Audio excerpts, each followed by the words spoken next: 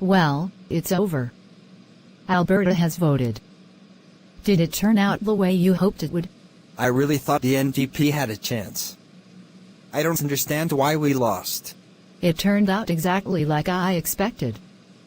Polls showed UCP would win easily. And I'm glad they did. But they say polls can't always be trusted. I thought we would sneak ahead in the last few days. There was no chance of that.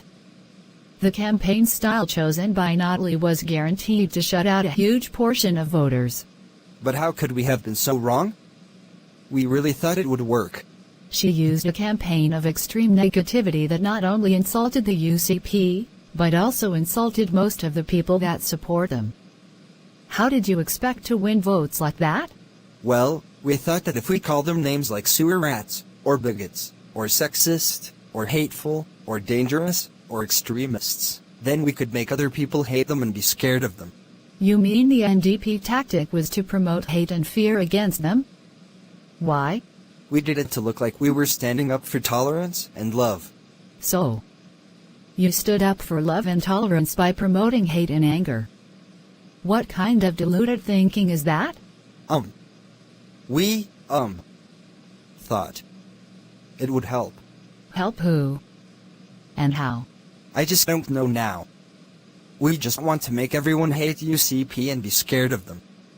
We wanted to give the illusion that we were the only ones standing up for gay kids and trying to protect them. And how did you do that? By trying to scare them and frighten them, so they'll live in fear. We told them teachers would start outing them if their parents didn't vote for us. But no party will make teachers do that. Anyone who actually read the UCP platform will know they are fully opposed to that, and what you're claiming is a complete misrepresentation of their position. Why tell outright lies that are easily debunked? Because the truth will only bring a difference of opinion. We had to change the wording and intention of it to make them afraid. To make them feel real fear. Fear is one of the strongest emotions.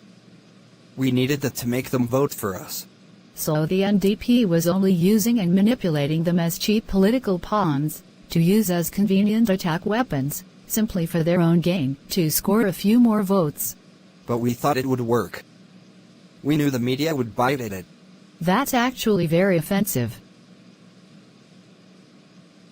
And what about toll roads? Or cancer patients needing credit cards? Or healthcare being divided up for rich and poor? Once again, that is total lies that can be easily debunked just by looking at their policy. Well, again, we wanted to frighten people so they will be scared and start hating the UCP. Then we could position ourselves as the only party that cares about them. Nothing says we care, like lying to people to make them scared and hateful.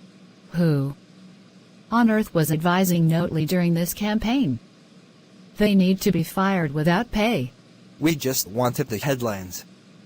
We thought if we kept making those accusations, then media would run with it and do our campaigning for us. Why didn't she try campaigning on her record? Was this campaign an admission that her record was nothing to be proud of?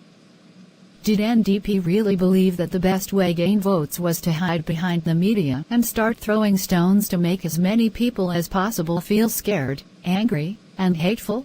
We thought it would work. So Notley and her campaign team really thought Albertans were so gullible, uninformed, and close-minded that you all could intentionally lie to them in the hope of making them scared, to trick them into voting for you? We thought it would work. I can't believe how deluded you are. Albertans are way smarter than that. She played the game of negative Notley, but she was only pandering to her base. I think you've been reading too many Rick Bell or Kerbella columns. Well, not all media drank your Kool-Aid. So I noticed. Her negative, angry, hate-promoting, fear-mongering, dishonest campaign of lies disgusted many voters, including many former supporters. She was badly mistaken, and it was that ridiculous campaign that cost her a lot of respect. She was fighting an uphill battle, but to slide down that hill even further is entirely the fault of her and the NDP party. She made her bed, now she's laying in it. Albertans have spoken. And it was not what she wanted to hear. Time for Alberta to get back on track, without dividing everyone up into various groups to be used as cheap political weapons.